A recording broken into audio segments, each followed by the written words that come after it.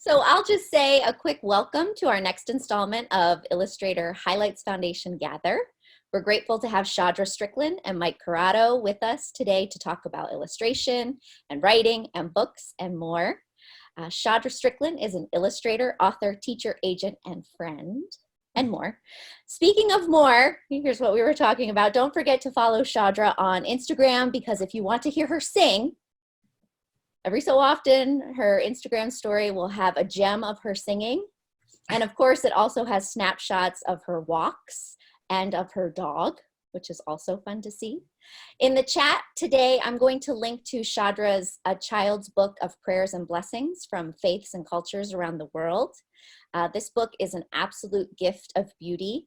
Her lino-cut illustrations spread joy, they celebrate family, they celebrate children.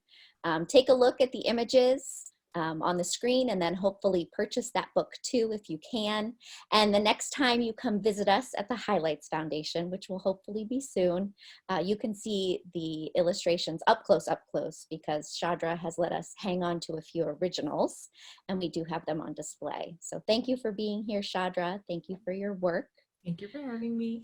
Mike Curato is an author and an illustrator. His Little Elliot books are beloved by all, especially in our house. We learned how to draw Little Elliot last week and we were all so excited. We've replayed that 3 times. Yes. Draw every day with JJK. That's right. What's up? I've got Elliot here with me. Oh. Today. Mike has been a part of our Highlights Foundation family on campus for years. We love all of his hands-on demonstrations and his generous mentorship. Mike has not one, but 2 2020 releases: The Power of One, written by Judy Ludwig, and his first young adult graphic novel, Flamer. And I will be linking to both of them in the chat. You can pre-order them both at bookshop.org. Mike, thank you for being here today as well. Thanks for having me. I love working with highlights. And this, saved me a 4.5-hour drive. So there you very go. Excited about that. All right. But I miss the food. We all do. We all do. Well, I'll turn this over to the 2 of you and sneak out of here. And then we'll come back on later to do some the Q&A. I love your studio space. It's so cozy. Thank you. Yeah, it's a sunroom, technically. Nice. Good lighting. Nice. Yeah, except when you need to use the light box. Right. But that's what nighttime's for, I guess. Exactly. You just have to plan the process out strategically. Actually, there are times that I've had to use the light box during the day and I've had to literally take butcher paper and cover some of the shades just to get a dark corner. Light canceling blackout curtains. Yeah, that's all. Simple solution.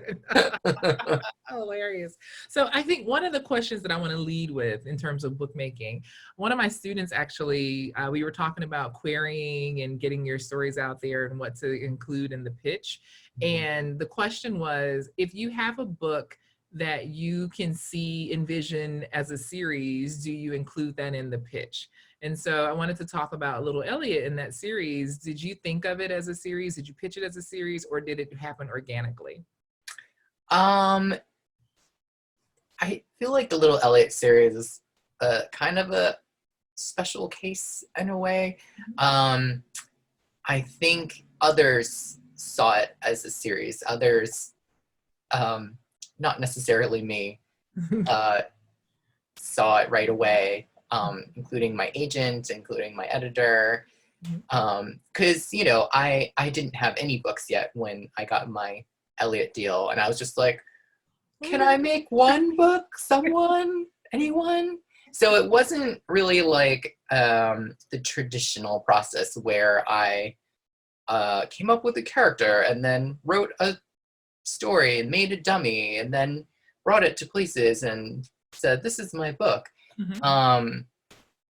But that being said, I do think of books in those terms now. So I will start out by saying, I don't believe that every book needs to be a series.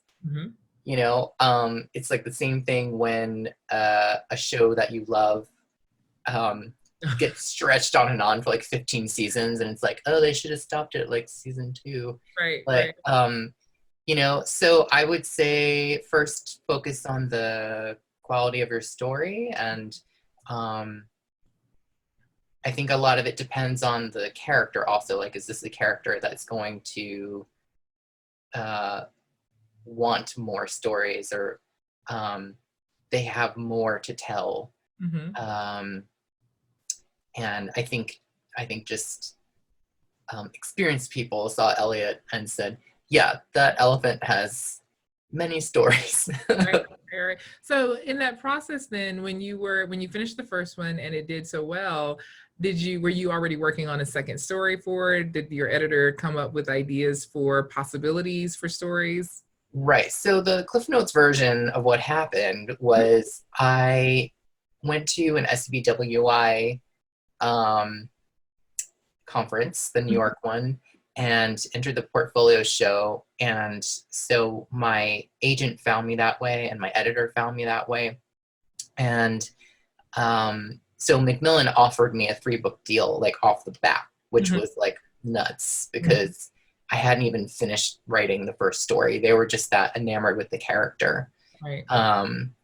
And so the first book took so long to write. Also, it went through something like 20 revisions, and it wasn't till like somewhere in the teens that I was like, aha,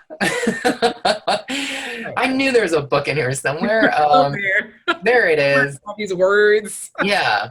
Let's just throw all this in the fire. No, don't throw anything away. We can repurpose. So yeah, but the second book was so much easier to write. And I don't think that writing always gets easier, and I don't think it always gets harder. I think it just really varies from book to book.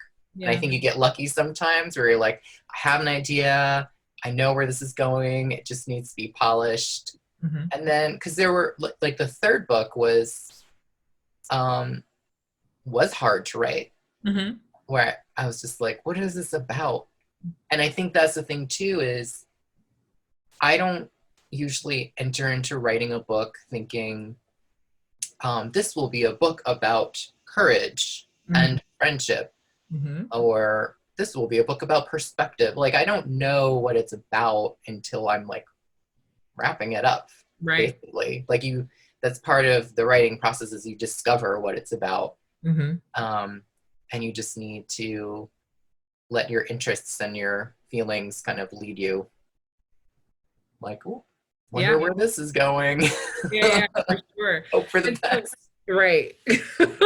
Well, now, and so with Flamer, like, let's talk about that, because the graphic novel is a completely different animal than a picture book. Like, was that always in you? Like, did you think like, okay, I'll do a graphic novel at some point, or was it sort of someone saying, hey, maybe you should try? How did that evolve? No, I am a child of comics. Comic books really saved me as a reader, because I fell off the train during that transition from picture books, my first love, to chapter books and novels. The more words there were and the less pictures, the less interested I was in reading, honestly. But meanwhile, like, comic books were like blowing my mind, and like I couldn't get enough of them. And like I used to hoard my lunch money. And I like to eat. Like, this is saying something. Like, I would, spend what I needed and then like save the change. And I would just spend all my money on comics. So when I was growing up, when I was a teenager, I actually thought, like, I'm going to be a comic book artist. I'm going to make comic books one day. And then in college, I rediscovered my love of picture books, and then kind of changed course. And now I just want to have it all, I guess. Yeah, sure. So, so this is exciting. This is the advanced copies. Is that hand text? Did you do the text? I did, yeah. So I do all of my book covers. I do all the type for my book covers. Because I worked as a graphic designer for like 10 years before I broke into publishing, and so I'm like a big old type nerd. Mm-hmm. And fun fact, the type in the book is based on my handwriting. Nice. Yeah, Macmillan threw down and hired a legit typographer to Oh, that's awesome. make a font for me. What? Yes. That's bananas. Oh, that just makes it so much more personal, that personal connection, right? Like Yeah. the worst is when, for me, I'm okay. So like confession, I'm not into comics. Like I just, as a kid, they didn't do cartoons, yes, right? But as a kid, I couldn't, the idea of like having to read the type and then like absorb the image was just a lot for me. And now I read more just because of the business that I'm in, but it's still difficult for me to work with comics. But I will say, whenever I see something where handwriting feels like the person, it just makes it that much more of an approachable story for me, as opposed Absolutely. to like, computer generated type on top of beautiful, organic, lovely line work. So good for you. Yeah.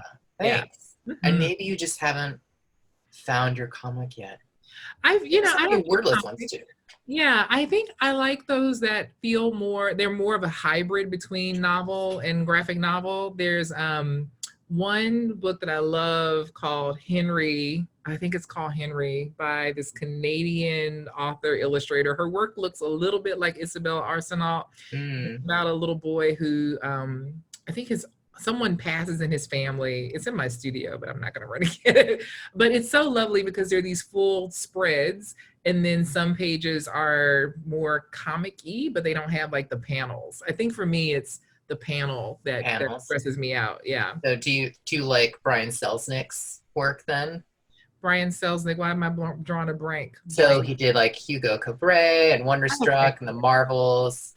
Yeah. So he's kind of like a hybrid, because he doesn't he's not like specifically a comic book artist. Yeah. He's not, so like he'll do like the full panel thing. He doesn't really do panels. It's more about the sequencing of the pages. Yeah. So like some of them, it goes back and forth between like just text and then like full page imagery. Yeah, when you said Brian Selznick, my brain went to Brian Floca, and I'm like, wait a minute, I know that's not right. So of course I know Brian Selznick and Hugo Cabret, and I show that book often in my classes because that series actually, because all of our students are so into comics, and they're still trying to like find that bridge between comics and graphic novels. And I think that comics and picture books, and I think he did a beautiful job of that. But even that, it reads to me more like silent film moments as opposed to comics within the greater story. So it's still a little different. It still gives me more picture book vibes than comics. I'm trying to think who else does like comics within the picture book. I'm drawing a blank. I'm absolutely drawing a blank. I do think that Brian Floca, some of his books handle like smaller moments of story within the larger pictures. Okay, but let's get off of that. Oh, but you were saying like comics in picture books, and I was thinking of the David Wiesner one. Yeah. With the aliens. Yeah. And that's wordless. Yeah. Or like fake language. Yeah. Three Little Pigs is like that too. And that was super exciting for me to see when I was studying picture books earlier on. So Tuesday, I'm seeing some people helping me out in the comment section. So, yeah, I was just looking. Like, come on, picture book people. Right. So anyway, I think I don't hate comics, but full on like graphic novels, it depends on what it is. I read Jared Casastas. Thank you. I love that.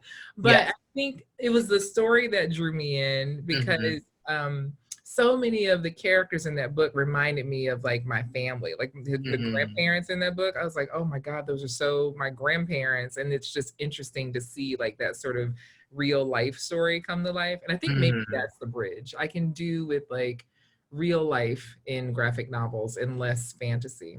So tell us about Flamer. What is the story about? Well, so Flamer is about 14-year-old kid the summer before high school, and he is at a scout camp and kind of coming to terms with his identity.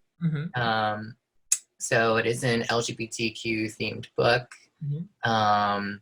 And it deals a lot with bullying and friendship and how those can intersect sometimes. Horrifying, awkward teen moments. Yeah, like a crush and you know, it gets heavy. Yeah. There's some levity as well. And because I'm a comic book nerd, there are a lot of comic references, and nerdy references in general, nerdy teen stuff that I was into when I was a teenager. Nice.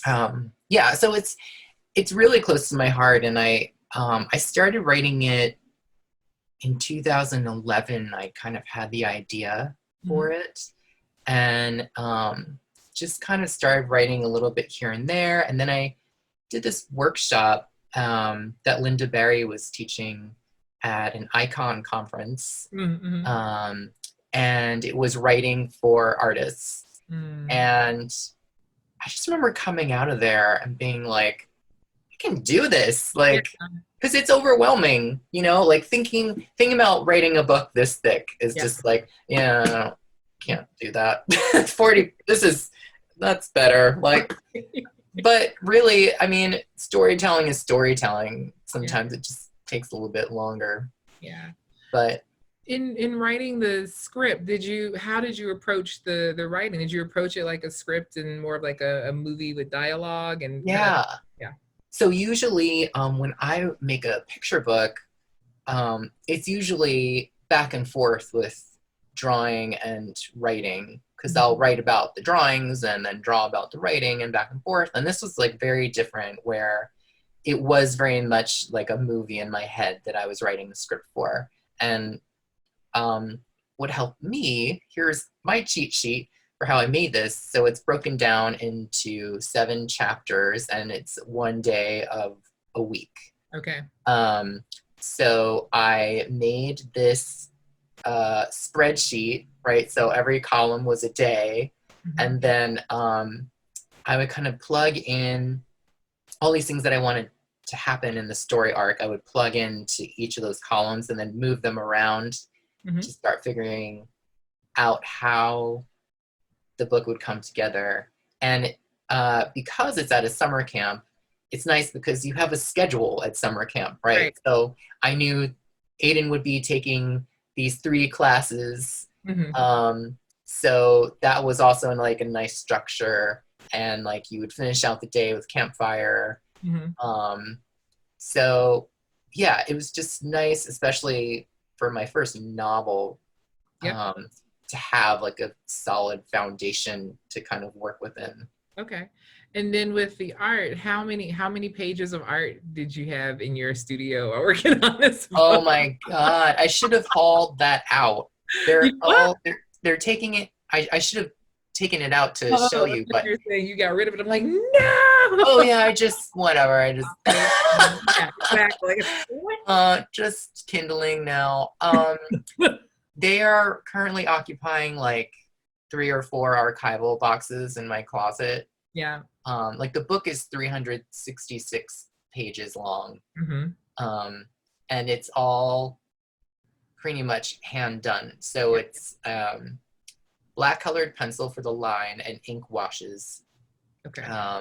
And then there are some color spots. So it's black and white, and then you see there are nice. Yeah, some spots. So there's like this visual thread of fire or flamer, shocking, throughout the book. So any fire is going to be in color, but then also any kind of like inanimate objects, significance, or just like, you know, mood,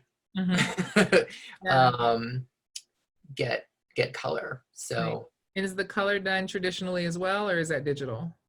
The color is also done traditionally. So and it's mostly, I mostly made yeah, I would paint the fire, and then I also like made all these different textures and scanned them in. So there's like a touch of digital stuff, but it's more for like combining the elements and maybe tweaking the color contrast kind of stuff. Okay. Yeah. So not full on tradigital. That's my term. You can borrow it. The what? Tradigital. That's my Digital, yes. yeah. Where it's That's like, hey, amazing. that's great. I mean, so how long did it take for the art for you to finish the art? Oh, well, let me go back to when did I actually get to start? So I sold it in 2014, but then there were all these other books that were prioritized. So even though it was all written and ready to go, I had to wait a few years to work on it. So I think I started illustrating it like 2 years ago. Okay. And I handed off final files like in January. Okay. Yeah, that's a lot. Yeah. And I had, because I was also illustrating other books during that time. Yeah. So you're full-time illustration and writing at home, or do you have another hustle? No, it's full-time. Yeah. I don't know how I mean, every now and then I'll do like a freelance illustration gig. Yeah. And I used to, you know, when I first was getting published, I was doing a lot of design freelance still. It's pretty rare that I'll do graphic design stuff these days, but it's something, I mean, now we all need to be thinking on our feet. So it's something I could throw in the mix, but it's basically just books. Nice. Yeah. Nice. Was that always the dream? Yeah. I mean, since college. So out of college, it took me 10 years till I got my first book deal. So I was a Starbucks barista. Okay. A Utrecht employee. Nice. A creative staffing agency office administrator who made friends with all the talent managers who told me, you need to quit so we can hire you. And then I did like graphic design stuff, and like I actually started working at Cranium, the board game company. And so I got to do design and illustration for like product development. Oh, that's fun. Then eventually got to do some like final packaging stuff. Okay. Like illustration. And then I did like gigs at Microsoft doing icon design. Remember Windows Vista? Right. Oh yes, those like insane icons. Like that was my job. Wow. Every icon looked like Bert from Mary Poppins. It had like a drum and like a cymbal and like the tambourine. Like it had everything. Anyway. I love it. Yeah, and then I did lots of different design gigs, and then I was a design manager at in-house at a company called Geocaching for a few years, and then then I went back to freelance and finally got my book deal. Nice. Here we are. Here we are. Yeah, I mean, I feel like everyone has such an interesting story of how they got into it and how it happened for them, and all these lives that were kind of lived in between, and lives that live after, you know, like I think that the art life is so magical because there's this sort of unfolding after every project, right? There's just so much possibility after everything that you do to expand your scope and do something interesting and new. So from Windows Vista icons to picture books to graphic novels to the next. Right. Yeah, I just want to do it all. Yeah. I think also, I mean, I learned so much before I broke into the industry. So while people are like, oh my God, it took 10 years. Like, yeah, and I needed those 10 years. Right. I don't think I would have been ready right out of school. I mean, that's just back at myself. I wasn't ready. But I learned so much that everything that I did in that time, I definitely apply to what I do now. Yeah. And where'd you go to school? Syracuse. What? Go Orange. You in the house. Go Orange. But you worked with, I think James Ransom was there when you were in school. Was he one of No, your I had just missed him. So I think I had just graduated and then James started working there. But I know James. Yeah. And we met, I think we met in passing a few times, but then we got to be friends at a highlights retreat. Yeah. Which was cool. And then he brought me to Syracuse like 1 or 2 years ago to speak. Nice. So I had been there like back yet, James. Like, you're watching. Uh-oh. No. But I saw you, but you were up in like the Illustration Hall of Fame or whatever. Nice. There's a little case of like illustrators have made it. Oh, that's so fun. Yeah. Made it. Yeah. Okay. Made it to various Zoom meetings. Exactly. So in terms of like art education, let's go back a little bit. What were some of the most valuable things that you got in art school? Okay. I don't feel on the spot at all. I think actually, you know what I miss the most about college is the community. Yeah. Like I was part of a group that had a common studio space. Mm-hmm.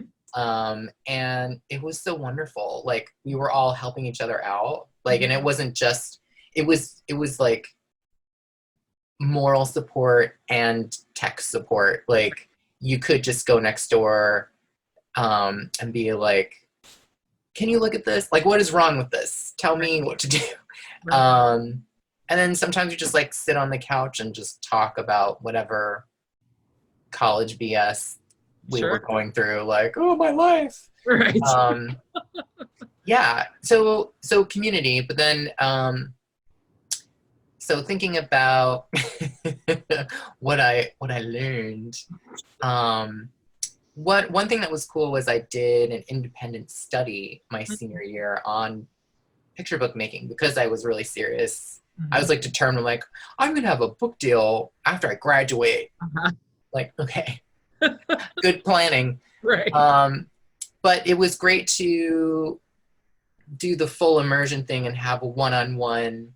So I was with Yvonne Buchanan, and she had put out a picture book a few years prior, so she knew the process, and like, so I really got to do the whole thing, like write a book, make a dummy, like sketch it all out, make a few final pieces, make the dummy, write a book proposal, send it in to publishers. And I actually got this was back in the day when you could mail things in still. You didn't need an agent yet. Right. For someone to look at your work. Right. And you actually like got letters back sometimes.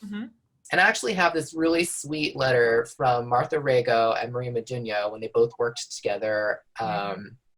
And they were both so encouraging, and they were like, wow, you've got a future in this ahead of you. Like, this isn't quite for us yet, but like, we really want you to keep going and keep in touch with us. Yeah. And, like 12 years later, I ended up working with them, so that's pretty amazing. Yeah, my inspiration letter like that was from Joanne Hill when she was at Clarion and now is at Disney. But it meant so much. I've not worked with Joanne, but it just shows that this business is a business of people. And like I say it all the time, it's just bunny eat bunny, where you have a lot of really generous, gracious, loving people who are in it for the kids and the art, so I think that's really encouraging. So now that you're not in school, we don't have that luxury of having that community that's sort of constructed for us. What do you do? Who's your community now? I have a few groups of folks. So I live in Northampton, Massachusetts now, so there are like a few writers / illustrators that I talk to here, like Jarrett, Krasoska, Grace Lynn, Lisa Yee, and Molly Burnham. So we talk. And before I lived here, I lived in Brooklyn, and that's really where I had my very first like hardcore kid lit community. Because there are obviously so many folks. And so I'm still in touch with lots of people from there, like Ruth Chan and Isabel Rojas and Samantha Berger and Misa Saburi, like too many people to continue on. But Sure. so those are people that I feel comfortable like texting or emailing and being like, can you look at this and tell me what you think? Right. So I have like a remote community now. Nice. Yeah. I think that's important. I mean, even now, especially now when we all have these remote communities, you know, it's important to know that they're still available, right? And it's still important to be in touch and share the work and uplift, etc. So good. Yeah. And sometimes it's not even for technical advice. Sometimes it's just like, you need to talk to someone that understands where it's just like, this book is murdering me. Exactly. Like, help, someone help, you know, and like we take turns with each other being like, it's okay. Don't forget, like, all right. Snorkel, put the tube above the water. Right. One of my closest friends from grad school and is a book illustrator is Taeyoon Yu. And at every book, the conversation is it too late to give the money back? Can we just give the book back and get out now? Just get out now. I'm like, no, power through, let's do it. But it's hard work. It's hard work. And people, I did when we were in Massachusetts and Jane Yolen was asking in the audience, like, what about the joy of making? And I'm like, man, the joy is buried deep under pain and misery. It's a little kernel that I protect, but oh, good grief. No doubt there's joy. There's also like a sadomasochistic element to to bookmaking. Where it's like, like it's so lovely when you're really in it. Yeah. And you're just like, you know, you're just riding that wave of creativity. But there are days when you go to the office and you're like, it is not happening today. Right. I also sometimes I'll be that person like alone in my studio, like having conversations with like a piece. Oh yeah. And it's just like, oh, you're being a little difficult today, huh? So you're gonna go in the drawer and you're gonna think about this. And we're gonna talk to one of your other friends today because I have had it. I love it. Oh, mine is just more like personal beratement. Like, did you even go to art school? Like, what are you doing? Did you learn how to paint? Like, what is this? Oh my God, there are days where I'm like, you legit forgot how to draw. You don't know how to draw anymore. Exactly. You used it all up. Yeah. So what do you do to get out of those creative dark wells? Shake it off. Shake it off. Exactly. There are several methods that I try to employ. The first one I mentioned, which is switch it up, work on a different piece. Yeah. If you have more than one project going on, like work on the one that's giving you less of a headache today. Exercise, like I try to do some exercise every day, whatever that level is. Yeah. Even if it's just a long walk.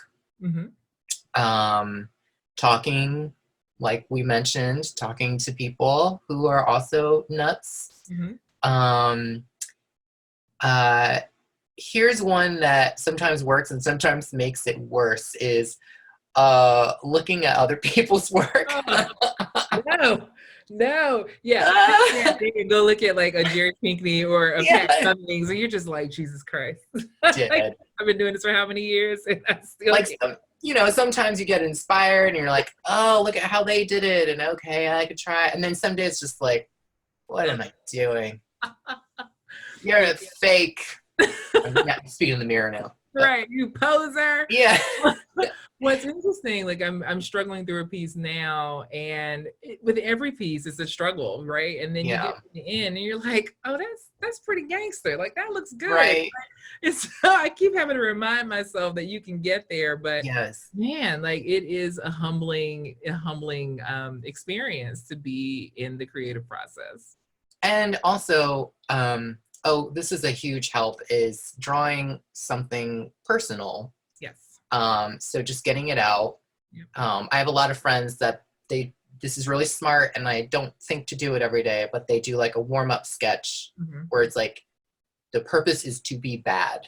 Like just get it all out of the system, do all the like stereotypical crap. Or, you can look to Instagram and the interwebs for like an art prompt, do something silly, just like get out of your head and into your hand. Yeah, for sure.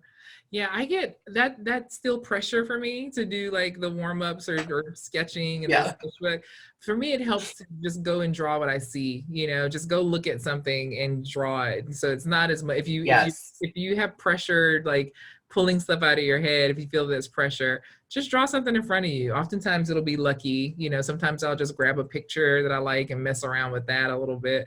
And then other days I'll get out of my head, but then when I'll be in my head and draw from my head, but those end up trying to turn themselves into real pieces. And I'll be like a day in, like, wait a minute, I was supposed to be working on real work. So, you do what works for you, but there's so many tips and ways to get out of your own way, when you're stuck in that creative process. So yeah.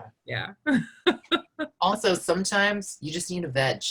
For sure. Sometimes you just need a marinade. Yeah. What's your like guilty pleasure TV watching? What show are you like, you just give over to it? Okay, so I have my comfort shows that sometimes I'll just throw on in the background because I've seen them 10,000 times, like Golden Girls, 30 Rock, Sex and the City. Right. I don't even need to look at the screen. Absolutely fabulous. Like, I know what's happening, and I'm like mouthing along with it. Yeah. But then if like not working, I don't know. I mean, there's so much dumb stuff to watch now. So I was in California for like 6 weeks this winter, and right at the beginning when things started going sideways, and my friend and I were just at home, and we binged watched Love is Blind in like 48 hours. Same. And it was like, I was like, I can't pull away from this train wreck. Exactly. I need to see how bad it gets. Exactly.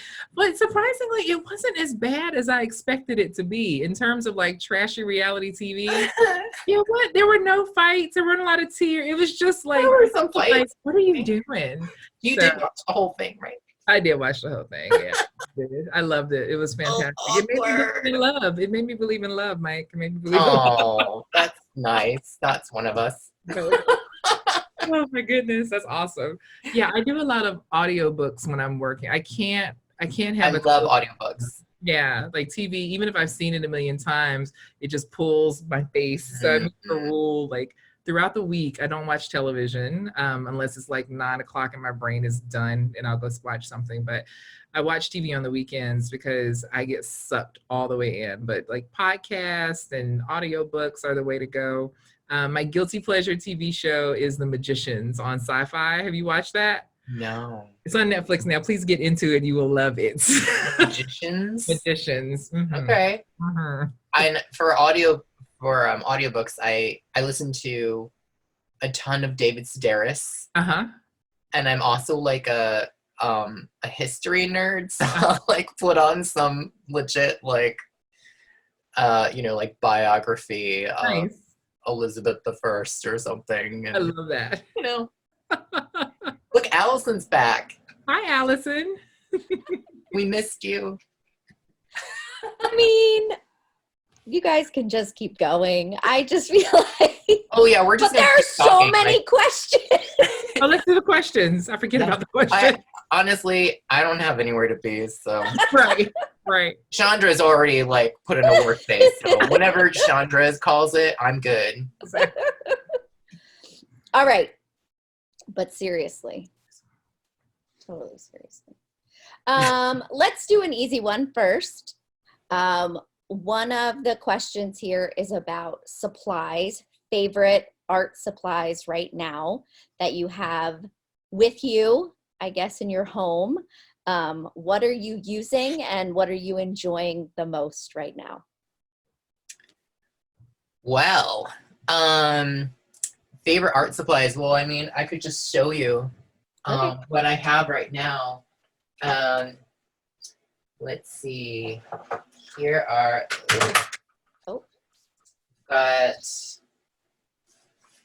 so I'm working on a new book that I wrote called Where is Being a Bear? And so I'm still figuring out the medium.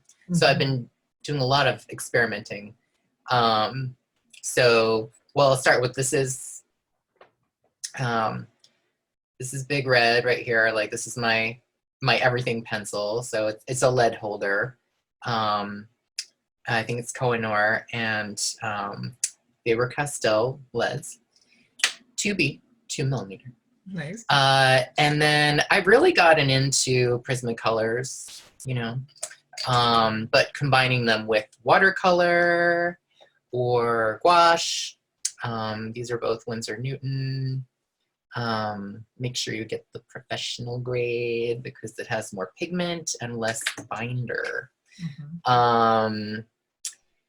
Yeah, and I am loving working in ink these days. So just good old India ink and a dipping pen. Also, Steve Light got me into using fountain pen. So I'll play around with that sometimes. So I've been having a lot of fun because I think I still have like a designer brain. Like the designer thinks, what's the right approach? What's the right solution for this problem? Sure. So, because I know I'm known for maybe a certain style, but that's actually not how I work all the time. Yeah, same. We call that designistration. You're welcome. Yes, thank you. I knew you were coming up with all the names today. I love a good hybrid name. Exactly. A good mashup, which leads us to our assignment. Wait, Shadra, do you want to answer your favorite? For me, people are sick of me. Favorite medium. Right now, I'm all on the iPad. It's all Procreate all day. I'm growing tired of it because my hands don't get dirty. But yeah, it's boring. It's just choose this brush and this brush, but it's all digital. I did start painting some textures and like scanning those and selecting those and adding them in just to give it a bit more life. But everything is digital, which is interesting because when I approach a project as an illustrator, I do the same thing. It's the design illustration, like what would look best for this book, which is why Prayers is lino cut and you know, others were watercolor. Watercolor and pen and ink are my favorites. But when I'm working digitally, I don't work with line. It's all like shape based and texture, which it's just weird to see like what your brain does when you're faced with different materials. So there you go. Hey, Allison, I just realized I never showed the previews that you... I was just going to prompt you with that. Okay. Heidi Stempel has been nice enough to text back and forth with me, and I said, Heidi, will you feed a question into the thread that says, hey, Mike, do you have anything you want to share on the screen? This is rigged. Yes, okay, I will share right now. Share screen. So first, these are images from The Power of One. Ooh, can I do this? Beautiful. So there's the cover. So this is mixed media. So it's the people are pencil drawings with digital color and some collage, and then the backgrounds are gouache, colored pencil, photography, watercolor. So it's a whole bunch of stuff. Oh, notice in the background here we've got there are all these like plants and stuff, and it was like a great excuse for me to buy all these succulents that I've always wanted. So they're still with me. I've miraculously kept them alive. Okay, and now this one. These are samples from Flamer.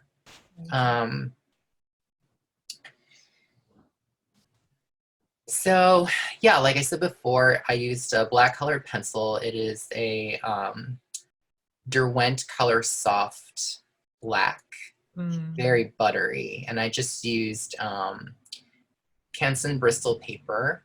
And then I used India ink washes for all of the gradations. Yeah, so, oh, there we go. There's some color. Nice. And I'm so excited about this book too from Design Nerd. Oh, this is my favorite spread. Beautiful.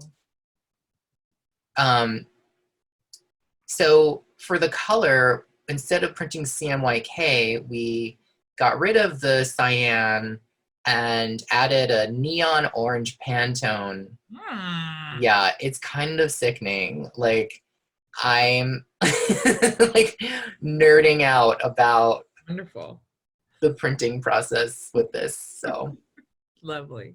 thank you. Mm-hmm. So Power of One is available, I think, August 25th, Awesome. and Flamer is available September 1st, Nice. FYI. Very nice. And I'll put the links back in the chat too, so people can go. They're ready for pre-order. They I are. mean, Excellent. Look at that. Yeah, they're ready and waiting. So I'm going to end with a really easy question today, and then we'll go into the challenge a little bit. Okay. The question was, how many sketches does it take to get to a piece of final art? How many sketches or how many days? There's no magic number. Like, sometimes I'll do a whole bunch of sketches and the first one was the best. Right. And sometimes, I strike gold on like attempt 25. Like, you just keep going until you know which one it is. Yeah. And in a book, sometimes you'll draw something that you think works, but then when you put it in the actual dummy, it doesn't work with the rest of the images and storytelling, right. So you have to revisit it. So it really is a sort of ebb and flow, but you just draw. It's thinking on paper. That's it. Yeah. So I try not to think about it as sketching. It's just thinking on paper.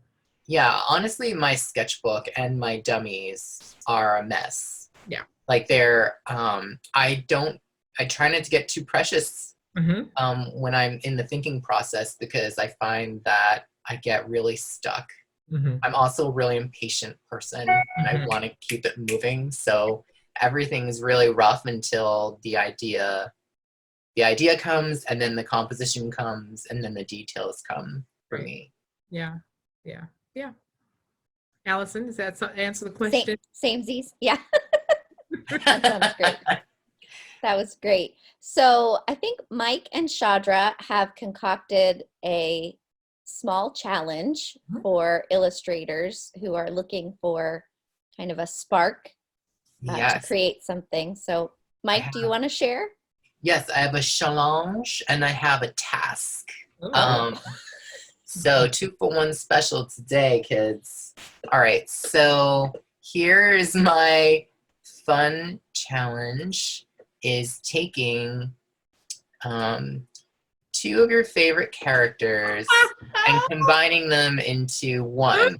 So this is Tina Belcher from Bob's Burgers and Jubilee from X-Men. So this is Miss Tina Lee, or Jubilina if you prefer. So I would say you need to find qualities from each one that, that the final image still communicates the 2 characters, but it's fusing it into one new character that we can love twice as much as the others. I love it. So that's fun. I was going to try to draw like a little Elliot Winnie the Pooh and a mouse Piglet, but I kind of ran out of time. Sorry, but doesn't that sound adorable? And then I have a task. My task is, we were just talking about sketchbooks. So Little Elliot and many other ideas came out of old sketchbooks. Don't throw away your sketchbooks. Instead, since I'm assuming you have a little bit of time on your hands, why don't you grab a handful of your sketchbooks and go through them, because there is gold in them in our pages, I swear. Like, you will come across things that you're like, I totally forgot about that, and it will spark something for you. Yeah, that's my. I'm looking at Kara says, I thought it was half Lunch Lady. So did I. I thought it was Tina Belcher and Lunch Lady. Now that would be fun too. That's hilarious. I love it. Bob's Burgers is another guilty pleasure. I will watch it Yes. all day long. Perfect show. Absolutely. Oh, this is so great. Thank you so much for hanging out, Mike. Yeah, I know. I don't want to go. I know. No, I have to go back to students, which is great and wonderful, and we love them. Just bring them all. Both of you. Yes. Thank you so much. Thanks for lightening our Friday afternoon, Mike and Shadra. It was a real pleasure. Yeah, so good to see you all. Mm-hmm.